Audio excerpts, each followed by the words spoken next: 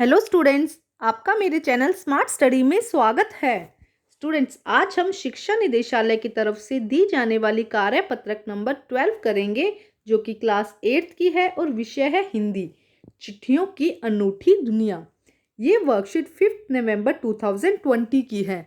तो आइए शुरू करते हैं आज की वर्कशीट शुरू करने से पहले प्लीज़ मेरे चैनल को सब्सक्राइब कर दीजिए। तो आइए देखते हैं आज की वर्कशीट। आज देश के ऐसे लोगों की कमी नहीं है जो अपने पुरखों की चिट्ठियों को सहेज कर संजो कर विरासत के रूप में रखे हुए हैं। तो देखो क्या कहा गया है बेटा, कि हम पिछली वर्कशीट में देख रहे थे, चिट्ठियों की इंपॉर्टेंस के बारे में बताया गया था कि जो चिट्ठियां हैं उनको कैसे सहेज कर रखा जाता है। और जो पहले के ज़माने में चिट्ठियों से ही चिट्ठियां ही हमारा संचार का साधन थी, एक जगह से दूसरी जगह तक बात पहुंचाने के लिए हम चिट्ठियों का प्रयोग किया करते थे। लेकिन जैसे जैसे समय बदल रहा है, चिट्ठियों का प्रयोग कम होता जा रहा है। तो अब देखो, वही उसी बारे में लिखा कि पहले आज देश में ऐसे लोगों की कमी नहीं है जो अपने पुरखों की चिट्ठियों को सहेज कर संजोड़ कर विरासत के रूप में रखे हुए हैं। आज भी बहुत से ऐसे लोग हैं जिन्होंने अपनी पूर्वजों की या पुरखों की जो चिट्ठियां हैं उनको संभाल कर रखा है। या फिर बड़े बड़े लेखक, पत्रकार, उद्यमी उद्यमी मतलब उद्योगकारी होते हैं ना, बड़े बड़े बिजनेसमैन, कवि, प्रशासक, सन्यासी, किसान, इनकी पत्र रचनाएं अपने आप में अनुसंधान मतलब खोज का विषय है। अगर आज जैसे संचार के साधन होते तो पंडित नेहरू जी अपनी पुत्री इंदिरा गांधी को फोन करते और तब पिता के पत्र पुत्री के नाम नहीं लिखे जाते, जो देश को करोड़ों लोगों को प्रेरणा देते हैं। तो देखो क्या होता, अगर उस समय भी क्या होते, पत्र होते, ये टेलीफोन और ये सब फोन होता, तो क्या होता, जो नेहरू जी अपनी पुत्री इंदिरा गांधी को सिर्फ फोन पर ही बात कर लेते, तो जो उनके द्वारा पत्र लिखे गए हैं आज जो करोड़ों करोड़ों लोगों की प्रेरणा का स्रोत है वो नहीं हो पाता। पत्रों को तो आप सहेज कर रख सकते हैं, लेकिन एसएमएस संदेशों को आप जल्दी ही भूल जाते हैं। पत्रों को तो क्या कर सकते हैं हम, संभाल कर लंबे समय तक, जितना टाइम तक हम चाहते हैं संभाल कर रख सकते हैं। लेकिन एसएमएस या जो कॉल है उसको तो हम भूल जाते हैं। कितने संदेशों को आप सहेज कर रख सकते हैं। तमाम महान हस्तियों की तो सबसे बड़ी यादगार या धरोहर ही उनके द्वारा लिखे गए पत्र हैं। जितनी भी महान हस्तियां हैं उनकी जो धरोहर, अगर उन्होंने कुछ पत्र लिखे हैं उसमें कितनी इंपॉर्टेंट बातें लिखी है। अगर सोचो फोन पर ही सारी बात हो जाती तो अब तक हमारे पास में कुछ रहता ही नहीं ना। तो उनकी सबसे बड़ी यादगार और धरोहर क्या है, उनके द्वारा लिखे गए पत्र। भारत में इस श्रेणी के राष्ट्रपिता महात्मा गांधी जी को सबसे आगे रखा जा सकता है। दुनिया के तमाम संग्रहालय जानी मानी हस्तियों के पत्रों का अनूठा संकलन है। अब देखो, अब उन पत्रों को क्या किया गया है, जो महान हस्तियों द्वारा लिखे गए हैं उन्हें महान, जैसे जितने भी बड़े बड़े संग्रहालय हैं वहां पर रखा गया है। तमाम पत्र देश काल समाज को जानने समझने का असली पैमाना है।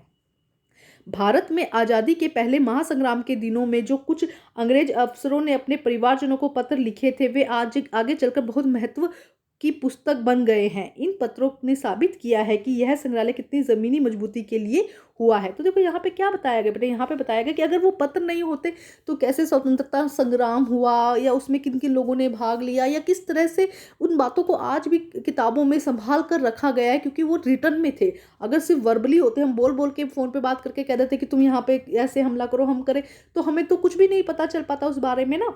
तो इसीलिए पत्र क्या है, बहुत ज़्यादा इंपॉर्टेंट है। महात्मा गांधी के पास दुनिया भर से तमाम पत्र केवल महात्मा गांधी इंडिया लिखे आते थे। मतलब वहाँ पे उस एड्रेस क्या लिखा होता था, महात्मा गांधी इंडिया, और वे जहाँ पे भी रहते थे वहाँ तक पहुँच जाते थे। आज़ादी मतलब कोई प्रॉपर एड्रेस नहीं था, इसके लिए सिर्फ इतना ही लिखा जाता था, महात्मा गांधी इंडिया। आज़ादी के आंदोलनों में कई तरह दिग्गज हस्तियों ने भी साथ ऐसा ही हुआ। मतलब सिर्फ महात्मा गांधी ने, उनके साथ और भी कई लोग थे जिनके साथ ऐसा हुआ। गांधी जी के पास देश दुनिया में सबसे बड़ी संख्या में पत्र पहुंचते थे, पर पत्रों का जवाब देने के मामले में उनका कोई जोड़ नहीं था। मतलब गांधी जी के पास देश दुनिया के बड़ी संख्या में पत्र पहुंचते थे, लेकिन जवाब वो हर एक का देते थे, मतलब उसको जोड़ नहीं था। कहा जाता है कि जैसे जैसे उन्हें पत्र मिलता था उसी समय उसका जवाब भी लिख देते थे। जैसे उन्हें पत्र मिलता था उसी समय पे वो उसका जवाब लिख देते थे। अपने हाथों से ज़्यादातर पत्रों का जवाब देते थे। जब लिखते लिखते उनका दाहिना हाथ दर्द करने लग जाता था तो वे बाएं हाथ से लिखने में जुट जाते थे। मतलब जो भी लोग उनसे सवाल करते थे या उनको धन्यवाद, जिस भी तरह से पत्र लिखा जाता था, तो गांधी जी जरूर उनका जवाब देते थे। महात्मा गांधी ने ही नहीं महात्मा गांधी ही नहीं, आंदोलन के तमाम नायकों ने पत्र गांव गांव में मिल जाते थे। सिर्फ महात्मा गांधी के नहीं, बहुत जितने भी नायक थे स्वतंत्रता संग्राम में, उनको क्या गांव गांव से पत्र मिलते थे। यह पत्र भेजने वाले उन पतों पर किसी प्रशंसित पत्र से कम नहीं मानते थे। अब देखो क्या करते थे महात्मा गांधी या जो भी तमाम महान हस्तियां थी, वो उन पत्र का जवाब देने के लिए वापस से पत्र भेजती थी, भाई आपका धन्यवाद, या जो क्वेश्चन पूछा उसका आंसर दिया करती थी। तो जब उन्हें वो पत्र वापस मिलता था तो जो गाँव के लोग थे, पत्र भेजने वाले लोग, जो जिन्होंने पत्र भेजा, जब उनको वापस से उनका रिटर्न आंसर मिलता था तो उन पत्रों को किसी प्रशंसित पत्र से कम नहीं मानते थे। प्रशंसित पत्र मतलब कि कोई बड़ी चीज़, प्रशंसा पत्र, ठीक है, मतलब उनकी बहुत तारीफ हुई हो इसके अंदर, तो प्रशंसित पत्र से कम नहीं मानते थे। कई लोगों ने तो उन पत्रों को फ्रेम करा कर रख लिया। कई लोगों ने तो क्या किया, उनको मतलब इतना, मतलब आज भी कई जगह होगा जहाँ गांधी जी ने किसी को पत्र भेजा तो उसको संभाल कर रखा है, फ्रेम करा के रखा है, और कभी कोई लोग आते हैं तो उनको दिखाते हैं कि देखो गांधी जी ने भी हमें पत्र लिखा है। यही है पत्रों का जादू। यही नहीं, पत्रों के आधार पर कई भाषाओं में जाने कितनी किताबें भी लिखी जा चुकी है। सिर्फ यही नहीं है कि पत्रों के आधार पर कितनी भाषाओं में अलग अलग किताबें भी लिखी जा चुकी हैं। तो अब करते हैं बेटा शब्दार्थ। मैं फिर से बता देती हूँ कि शब्दार्थ करने आपको ज़रूरी है अपनी नोटबुक में। पुरखों, पुरखों का मतलब होता है पूर्वज, जितने बड़े लोग हैं ना हमारे पूर्वज, उन्हें हम क्या कहते हैं, पुरखों। संजोकर मतलब कि संभाल कर रखना। विरासत मतलब कि धरोहर, जो हमारी संपत्ति है, या विरासत मतलब कि जो पुरानी यादगार चीज़ें उनको संभाल कर रखना, धरोहर। उद्यमी मतलब व्यापारी। प्रशासक मतलब अधिकारी, जो अधिकारी होते हैं ना, उच्च अधिकारी, प्रशासक, उसे हम क्या कहते हैं, प्रशासक। अनुसंधान मतलब कि खोज। सहेज का मतलब कि संभाल कर रखना। सहेज का मतलब संभाल कर रखना। तमाम मतलब सभी। दिग्गज के मतलब महान लोग। हस्तियां मतलब नामी लोग। दिग्गज हस्तियां थी ना उसमें, तो महान या नामी लोग। संकलन मतलब का है इकट्ठा करना, सब चिट्ठियों को संकलन किया जाता है, मतलब इकट्ठा किया जाता है। महासंग्राम, मैसेजेस। महासंग्राम मैसेज मतलब संदेश। देखो महासंग्राम मतलब कि बड़ा, जैसे कोई कई लोगों से मिलकर संग्राम किया किसी चीज के लिए, तो उसे हम क्या कहेंगे, महासंग्राम। ठीक है, देखो इसके बाद है मैसेज मतलब संदेश। पैमाना मतलब कि मापदंड। पैमाना मतलब कि क्या हो जाएगा, मापदंड। जुट मतलब कि क्या हो जाएगा, लगना, एकजुट होना होता है ना, जैसे कि प्रशंसित मतलब क्या हो जाएगा, प्रशंसा पत्र। जैसे संकलन का बेटा इकट्ठा ही कर लीजिए, इकट्ठा होना, महासंग्राम, ठीक है। संकलन का मतलब है इकट्ठा होना और महासंग्राम। पैमाना का मतलब है मापदंड, एकजुट होना, ठीक है। प्रशंसित मतलब कि प्रशंसा पत्र। तो आइए करते हैं इसके क्वेश्चन आंसर। लोग क्या संजो कर रखते थे और क्यों? क्या संजो कर रखते थे बेटा? लोग पूर्वजों द्वारा जो लिखा गया पत्र है उसे क्या करते हैं, विरासत के रूप में संजो कर रखते हैं। क्यों? क्योंकि विरासत के रूप में और साथ में उनसे उनकी बहुत ज़्यादा यादें भी जुड़ी है। तो आइए करते हैं इसका आंसर हम। तो आइए करते हैं आंसर नंबर 1 बेटा। देखो क्या है, लोग अपने पुरखों की चिट्ठियों को सहेज कर और संजोकर विरासत के रूप में रखे हुए हैं, क्योंकि इन पत्रों से बहुत यादें जुड़ी हैं। देखो क्या कहा गया है, लोग अपने पुरखों की चिट्ठियों को सहेज कर और संजोकर विरासत के रूप में रखे हुए हैं, क्योंकि इन पत्रों से बहुत यादें जुड़ी हैं, उनकी यादें जुड़ी हैं, उनको विरासत के रूप में, धरोहर के रूप में उन्होंने संभाल कर रखा हुआ है। आइए करते हैं प्रश्न नंबर 2। देखिए बेटा प्रश्न नंबर 2, तमाम महान हस्तियों की सबसे बड़ी यादगार या धरोहर क्या है और क्यों? देखो सबसे बड़ी यादगार धरोहर क्या है, पत्र। अब ये पत्र अगर देखो नहीं लिखे होते तो क्या होता, अगर ये पत्र नहीं लिखे होते तो उनके द्वारा जो संजोई हुई यादें हैं या उनके द्वारा जो उनके प्रेरणा के स्रोत है वो हमें नहीं मिल पाते। जो खुद ही जो उनके द्वारा लिखे गए पत्र ही अनुसंधान का विषय, खोज का विषय, वो सब हमें नहीं मिल पाता। इसीलिए तमाम महान हस्तियों द्वारा लिखी गई यादगार धरोहर पत्र हैं। तो आइए करते हैं इसका आंसर। तो आइए करते हैं आंसर नंबर 2। देखिए क्या होगा बेटा आंसर नंबर 2, तमाम महान हस्तियों की सबसे बड़ी यादगार या धरोहर उनके द्वारा लिखे गए पत्र हैं। पहला क्वेश्चन यही था ना कि क्या है, उनके द्वारा लिखे गए पत्र हैं, क्योंकि इनके लिखे गए पत्र प्रेरणा के स्रोत हैं। क्योंकि इनके द्वारा लिख दीजिएगा, क्योंकि इनके द्वारा लिखे गए पत्र प्रेरणा के स्रोत हैं और अपने आप में अनुसंधान का विषय है। और अपने आप में बेटा हमें कुछ नई खोज, कुछ नई जानकारी देती है ना, इसलिए अनुसंधान का विषय है और प्रेरणा के स्रोत हैं। तमाम महान हस्तियों की सबसे बड़ी यादगार या धरोहर उनके द्वारा लिखे गए पत्र हैं, क्योंकि इनके लिखे गए पत्र हमारे लिए प्रेरणा के स्रोत है और हमें अपने आप में हमारे लिए अपने आप में अनुसंधान का विषय है। आइए करते हैं प्रश्न नंबर 3। प्रश्न नंबर 3, दुनिया भर से सभी पत्र महात्मा गांधी ने के लिए किस पते पर आते थे और क्यों? अभी हमने पढ़ा था कि दुनिया भर से जितने भी पत्र आते थे वो किस तरह से आते थे, महात्मा गांधी इंडिया करके लिखे आते थे। और क्यों? क्योंकि महात्मा गांधी देखो स्वतंत्रता संग्राम में थे, कभी इधर उधर उनको देश के लोगों के पास जाना होता था ना, तो इसलिए सिर्फ यही करके आता था। उसमें क्या लिखा होता था, एड्रेस महात्मा गांधी इंडिया। तो आइए करते हैं इसका आंसर हम।